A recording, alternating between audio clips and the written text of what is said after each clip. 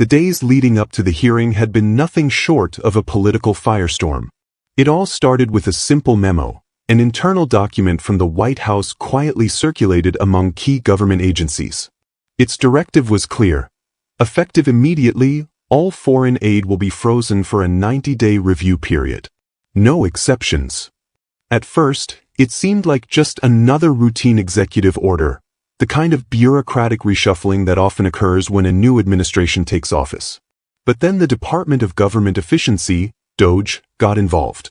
A relatively new oversight body championed by Elon Musk, DOGE wasn't your typical Washington bureaucracy. It operated with cutting-edge data analysis, a no-nonsense approach, and, most importantly, a zero-tolerance policy for corruption. When reports began to surface that USAID was still moving funds despite the freeze, DOGE took notice. Within days, a full-scale audit was underway. Then came the leaks. Screenshots of questionable transactions began circulating online. Millions of taxpayer dollars had been funneled into overseas projects with little oversight. Some of the programs funded were highly suspicious, operating in countries that barely aligned with U.S. interests. Public outrage erupted. Wait a second, people demanded. We can't even fix the water crisis in Flint, Michigan, but we're funding diversity musicals in Ireland? The backlash was swift and unforgiving. Almost overnight, USAID, once seen as an untouchable pillar of foreign diplomacy, became the center of a national scandal. Democrats scrambled to defend the agency, insisting that foreign aid was a cornerstone of America's global influence.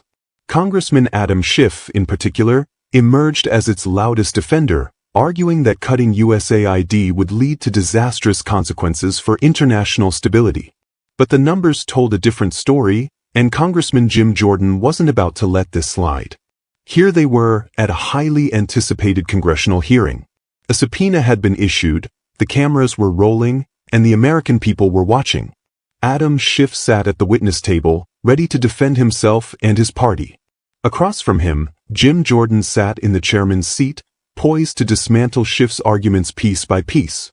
The battle lines were drawn, and the reckoning was about to begin. The hearing room was packed. Reporters filled the back rows, cameras trained on the witness stand. At the center of it all, Jim Jordan gripped the gavel with deliberate patience. With a slow, calculated motion, he slammed it down. The sharp sound echoed through the chamber, silencing the murmurs. "Ladies and gentlemen," Jordan began, his voice heavy with purpose, "we are gathered here today to expose a truth that some people in this room would rather keep buried." He cast a pointed glance toward the witness stand, where Adam Schiff sat, hands neatly folded, his expression unreadable. Jordan leaned forward, resting his elbows on the desk, as though settling in for a long and brutal interrogation. "Adam Schiff," Jordan continued, "the so-called champion of transparency, has just been caught lying, yes, lying about the fraud and waste happening at USAID." A low ripple of murmurs spread through the chamber. Republican lawmakers nodded in approval, while some Democrats exchanged wary glances. Schiff remained composed, though his fingers subtly adjusted the microphone in front of him. "And no, I'm not joking," Jordan added, his tone dripping with sarcasm. "What we're about to discuss today is not just some minor bureaucratic mismanagement. No, this is a full-scale scandal, one that every hardworking American taxpayer deserves to know about." He paused, letting the weight of his words sink in. The press leaned in, pens scribbling furiously, cameras flashing. "So I advise everyone here, whether you're sitting in this chamber or watching from home, to stay put until the very end. Because what we're about to reveal today is going to blow the lid off everything you thought you knew about USAID." A tense silence followed. The air felt thick with anticipation. Schiff took a deep breath, adjusting his tie with the calculated calm of a man who knew he was about to be grilled alive. The game had begun. Adam Schiff leaned forward, placing his hands on the desk before him. The tension in the room was palpable, but if he was rattled, he didn't show it. His voice, calm and deliberate, cut through the murmurs as he fired back at Jordan's accusations. "The moment you say it's okay to violate the law to shut down this one agency," Schiff began, "you are saying it's okay to violate the law to shut down anything. He paused, his gaze sweeping across the committee members and toward the press gallery, as though ensuring every journalist caught his words. If they can do this with USAID, Schiff continued, they can do this with the Department of Education. If they can do it with the Department of Education, they can do it with Head Start. If they can do it with Head Start, they can do it with Medicaid. And if they can do it with Medicaid, they can do it with Social Security. He let that last phrase hang in the air. A few murmurs rippled through the room, precisely the reaction he was aiming for. His eyes locked onto Jordan's, daring him to dismiss the warning he had just laid out. Jordan didn't flinch. Instead, he leaned back in his chair, a smirk creeping across his face, and gave a slow, exaggerated clap. "Bravo, Adam," Jordan said, his voice dripping with sarcasm. "Really, that was a stunning performance. The fear-mongering, the melodrama, Oscar-worthy, truly." A few chuckles erupted from the Republican side of the room. Schiff's jaw tensed slightly, but he maintained his composure. Jordan leaned forward, his smirk sharpening into something more serious. "Let me break this down for the folks watching at home," he said, turning to the cameras. "What Adam Schiff is doing here is classic fear tactics. He's trying to convince you that if we even think about cutting a single dime of waste and fraud from USAID, then, boom, next thing you know, Elon Musk is coming for your Social Security checks." More murmurs. Reporters scribbled furiously, glancing at Schiff for his reaction. Jordan shook his head, feigning disbelief. "Come on, Adam. How stupid do you think we all are?" He let out a short laugh, turning back to the committee. "Give us a break." Schiff remained composed, tapping his fingers lightly against the desk as he waited for the noise to settle. He wasn't finished, not by a long shot. Schiff adjusted his microphone, his jaw tightening ever so slightly. "That's not an accurate portrayal of events, Congressman Holloway." "Oh, really?" Holloway shot back. "So you're telling me there was no attempt to circumvent the Trump administration's executive order freezing foreign aid?"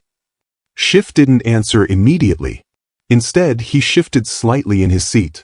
That pause was all Jim Jordan needed. "Let's turn quickly to the funding freeze," Jordan interjected smoothly, reclaiming control of the floor. "How does all of this fit into the bigger picture?" "Well, I'll tell you." He picked up a document from the stack in front of him and held it up for dramatic effect. There was a memo, one we all saw. It froze all federal funding, federal loans, and assistance. Chaos followed. The media went nuts. People lost their minds. But you know what? That memo wasn't just a random decision. No. It was an executive order from President Trump, one that put a 90-day pause on all foreign aid. Jordan lowered the paper slightly, letting his words sink in. "And let me tell you something, folks. That 90-day freeze, it wasn't just about saving money. No, it was a trap." A small gasp echoed from somewhere in the audience. Schiff exhaled sharply, but Jordan wasn't done. "Yeah, you heard me. A trap. President Trump put that executive order in place specifically to catch fraud and abuse in these agencies." He glanced down at his notes, flipping a page for emphasis. January 21st, the man walks into the White House and starts signing executive orders. And one of them? Pausing foreign aid for 90 days. Sounds reasonable, right? Take care of our country first. Make sure we're not throwing cash down the drain. Seems like common sense. Jordan turned toward Schiff, his tone calmer now, but sharper. Then, just a few days later, we start getting reports. USAID's leadership, they weren't happy. They start looking for ways around it. They try to keep paying people, even though the executive order was crystal clear. A few Republican members shook their heads knowingly, while Schiff kept his hands clasped tightly together on the table. Jordan continued, "Well, guess who noticed? Doge." He let the name sit for a moment. "So Elon Musk and his team do something real simple. They check to see which federal organizations are straight up ignoring the executive order." Jordan leaned in, placing both hands flat on the table. And guess what? Turns out USAID was at the top of the list. A low murmur spread through the room. Schiff remained silent, his lips pressing into a firm line. Jordan smiled, tapping his fingers lightly against the table. "So that became our focus. The hearing room felt like it had shrunk. Every camera was now squarely focused on Schiff's reaction. For the first time in the session, he looked like he was playing defense. The room was still buzzing from Jordan's revelation, but before Schiff could regain his footing, Representative Antonio Delgado picked up where Jordan left off. He flipped through a thick folder before glancing up at Schiff, his expression unreadable. "Senator Schiff," Delgado began, "would you care to explain why USAID actively obstructed DOJ's investigation?" Schiff blinked, his lips pressing into a firm line. "I'm not sure what you're referring to." Delgado raised an eyebrow, then casually held up a document. According to NBC reports, security officials at USAID tried to prevent DOJ from even getting into the building, let alone accessing their systems. A low murmur swept through the room. Schiff shifted slightly in his seat. Delgado leaned forward, his voice steady but sharp. "Tell me, Senator, why would USAID block an oversight body from reviewing their financials?" Schiff opened his mouth, but before he could get a word in, Jordan interjected, his tone now sharper, more aggressive. "Antonio, I think we both know the answer to that." Jordan let out a short laugh, then turned back to the cameras. "The person who fights the hardest to keep you out, that's usually the person with the most to hide." The Republican side of the committee nodded in agreement, while Schiff inhaled sharply, trying to keep his composure. Jordan continued, his voice gaining momentum. "But guess what? Over the weekend, DOJ gained access to USAID anyway." A beat of silence. Schiff's fingers tightened around the edge of the desk. Jordan reached for another document, this time a printed-out screenshot. "And once that happened? Well, let's just say things got real interesting." He turned the page toward the cameras. People started tweeting out all the insane ways USAID was spending taxpayer dollars. And let me tell you, any American with common sense would look at this and say, "Wait a damn second." Jordan dramatically tossed the paper onto the table, his voice rising. "If we haven't even fixed the goddamn water crisis in Flint, Michigan, then why the hell are we sending taxpayer money to Galway, Ireland, to fund a dime musical?" A small uproar rippled through the room.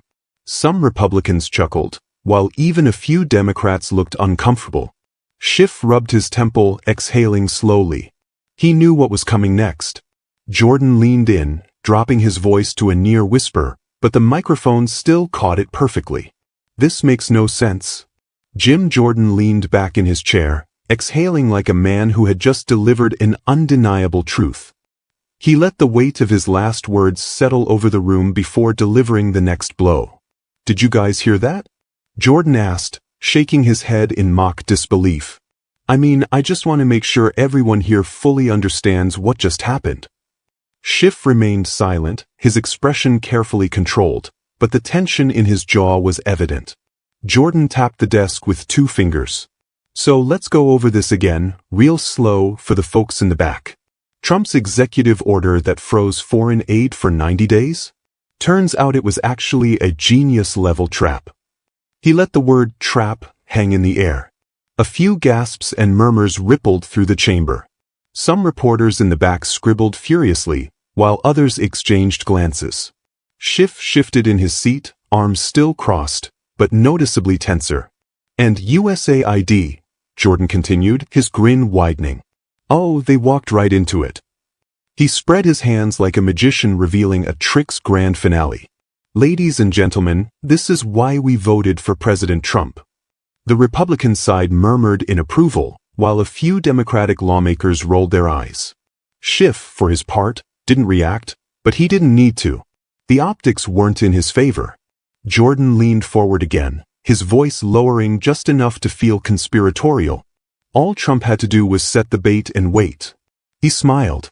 "And guess which corrupt government agency took the bait first?" He paused, feigning deep contemplation before dropping the punchline. "Oh, that's right, USAID by a landslide." Schiff's fingers tapped against the desk, his lips pressed into a tight line. He knew Jordan wasn't done. Jordan clasped his hands together, nodding as if to himself. "And you know what? If I had to place a bet, a friendly wager, I'd say there are tons of other smaller agencies out there just as corrupt as USAID. Maybe even more corrupt." He turned to the cameras, his smirk widening. And lucky for us, the fine gentleman over at the Department of Government Efficiency, he gestured broadly toward the Republican side, are already on the case. A few chuckles from his colleagues. Schiff exhaled slowly, shifting slightly in his seat, but he didn't speak. What was there to say? Jordan turned back to the chairman's desk, ready to deliver his next line. Podium, casually flipping through his notes. But okay, let's see what else Senator Adam Schiff is mad about. Another chuckle rippled through the Republican side. Schiff's jaw clenched ever so slightly. The battle was far from over. Schiff had been silent for too long. The pressure had been mounting, attack after attack, but now, it was his turn. Straightening his posture, his voice cut through the murmurs. Once again, let's be clear about what's really happening here.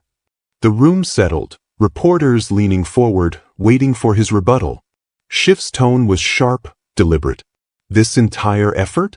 It's nothing more than an attempt to raid the Treasury, to take resources that belong to the American people and funnel them into massive tax cuts for those who don't need them. A few nods came from the Democratic side.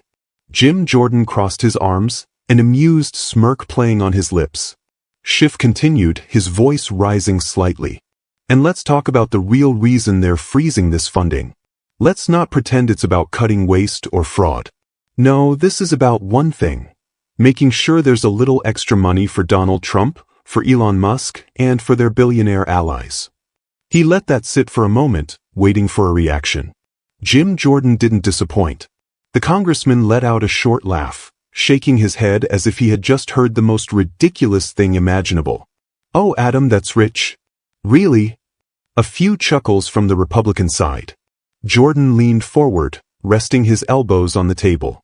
So let me get this straight. You're saying President Trump is cutting out waste and fraud from our federal budget so that he and his billionaire friends can make money? Schiff didn't respond immediately, but his lips pressed into a thin line. Jordan grinned. Because I'll tell you what, Adam, it sure looks to me like the people who've been making money off the system aren't exactly sitting on this side of the aisle. He gestured vaguely toward the Democratic side, then tapped his pen against the desk, drawing out the moment. And you know what? Jordan paused, his smirk widening, ready to drop the next bombshell. Schiff exhaled slowly, but his fingers tapped anxiously against the table. The next blow was coming. Jim Jordan didn't even wait for Schiff to respond. He was already flipping through a document, the smirk on his face growing wider. In fact, Adam, take a look at this, he said, holding up a printed news report. Because while you're over there spinning fairy tales about Trump and his billionaire cronies stuffing their pockets, reality tells a very different story. Schiff remained still, his eyes flickering toward the paper in Jordan's hands. Jordan cleared his throat, reading aloud. As reported just earlier today, President Trump has asked Congress to end tax perks for billionaire sports team owners and hedge fund managers to help cover tax cuts for the middle class. He looked up, letting the weight of those words settle. A few reporters in the back whispered among themselves, some scribbling hastily into their notepads. Schiff's fingers tightened slightly against the desk. Jordan wasn't done. And you know what's really interesting about this, Adam? Jordan leaned in, his voice turning almost conversational. This move would directly hurt one of Trump's own biggest donors, Miriam Adon. He tapped the paper for emphasis. You know Miriam, don't you, Adam? Trump's 2024 megadonor, the billionaire casino mogul who owns the Dallas Mavericks? Yeah, turns out Trump's tax plan isn't exactly helping her out. The Republican side of the room stirred, murmurs of agreement rippling through their ranks.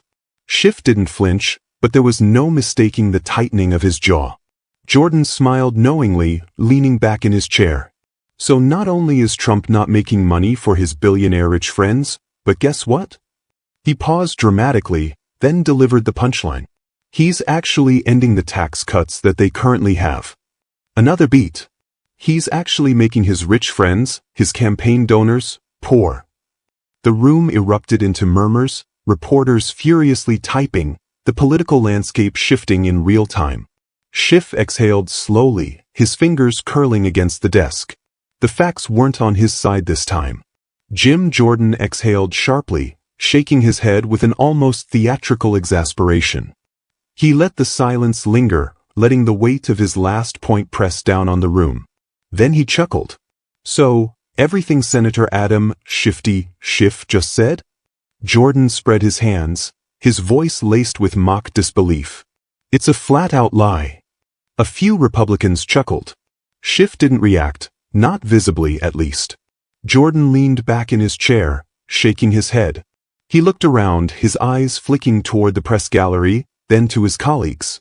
"I mean, personally, every time Schiff opens his mouth, I just assume a lie is about to come out. It's like clockwork." A few smirks from the Republican side. Schiff remained stone-faced, though his grip on the table tightened just slightly. Jordan pressed on, his voice gaining momentum. "But here's the thing. Despite the absolute meltdown happening right now from the progressive side of the aisle, this country is actually getting stronger. It's genuinely becoming great again." A few murmurs from the Democratic side. Jordan ignored them. "And guess what?" He tilted his head. "It's going to keep on happening whether Adam Schiff and his friends like it or not. They can kick, they can scream, they can throw every tantrum they want." He gestured toward Schiff as if to say, "Case in point." "But here's what I find really funny." Jordan sat forward again, resting his elbows on the table, his voice lowered slightly, but his words still carried through the room.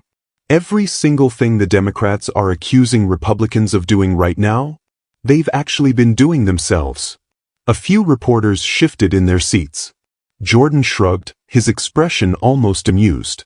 "And you know, it's just like they say, when you point a finger at someone else." He raised his hand dramatically, pointing one finger forward, then slowly curled the other three inward, pointing them back at himself. "3 fingers are pointing back at you." A few Republican members nodded in approval. Schiff stared straight ahead, his jaw tight.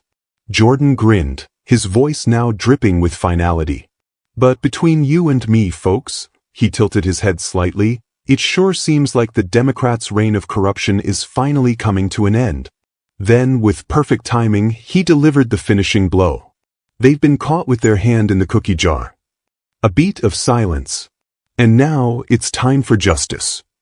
The hearing room was silent for a moment, the weight of Jordan's words hanging in the air like a verdict just delivered. Then, the sound of chairs shuffling, papers rustling, and hurried whispers from the press filled the space as the reality of the moment sank in. Jim Jordan gave one last glance around the chamber, nodding slightly, satisfied. "We are finally making this country great again." With that, he set his papers down, tapped the table once, and leaned back in his chair, exhaling like a man who had just won a long, inevitable fight. Across the room, Schiff remained still. His usual smooth confidence was gone, replaced by a quiet tension in his posture. He knew the cameras were on him. He knew the headlines were already being written. And there was nothing left to say. Then the gavel struck the wood. "This hearing is adjourned." A sudden burst of movement. Reporters rushed forward, microphones in hand, voices overlapping in a chaotic chorus of questions. "Senator Schiff, do you have a response to today's allegations?" "Congressman Jordan, what's next for this investigation? Will the White House be issuing a statement?" Cameras flashed, the energy in the room electric. Schiff stood, adjusting his tie with a measured movement, one final act of control in a situation he had already lost. Without a word, he turned and walked toward the exit, his pace brisk but not rushed, though everyone could see the tension in his shoulders. Jim Jordan watched him go, a knowing smirk playing at the edges of his lips. As Schiff disappeared beyond the heavy oak doors, Jordan finally rose from his seat, turned to his colleagues, and let out a small, satisfied chuckle. He didn't need to say anything more. The cameras, the reporters, the American people, they had all seen what happened today. And soon so would the history books. As the last of the committee members filed out of the hearing room, the echoes of the day's battle lingered in the air. Outside, the media frenzy had already begun. Reporters stood in tight circles, analyzing every exchange, every jab, every moment where Schiff had been cornered. Headlines were being drafted at lightning speed. Schiff left speechless as USAID investigation heats up. Jordan exposes USAID cover-up, what happens next, the beginning of the end, and Democrats scramble as corruption allegations pile up. Meanwhile, inside the Capitol, Jim Jordan took a slow breath, gathering his notes. He had done what he came here to do. This hearing wasn't just about USAID. It was about exposing a system that had operated unchecked for far too long. And now, the floodgates were open. As he walked toward the hallway, a staffer caught up to him, holding out a phone. "Sir, you're trending." Jordan grinned, barely glancing at the screen. "Yeah, I figured." This wasn't just a grilling in a congressional chamber. It wasn't just a bad day for Adam Schiff. This was a symbolic moment, a shift in the narrative. It was a reminder that no institution, no agency, no political figure should be above scrutiny. That when the people demand transparency, those in power must answer. It was about accountability. It was about truth. And most of all, it was about the American people. Those who deserve better than bloated budgets, corruption, and political games played at their expense. Because at the end of the day, justice doesn't come from those in power willingly surrendering it. It comes from those bold enough to demand it. And on that day, in that hearing room, justice had spoken.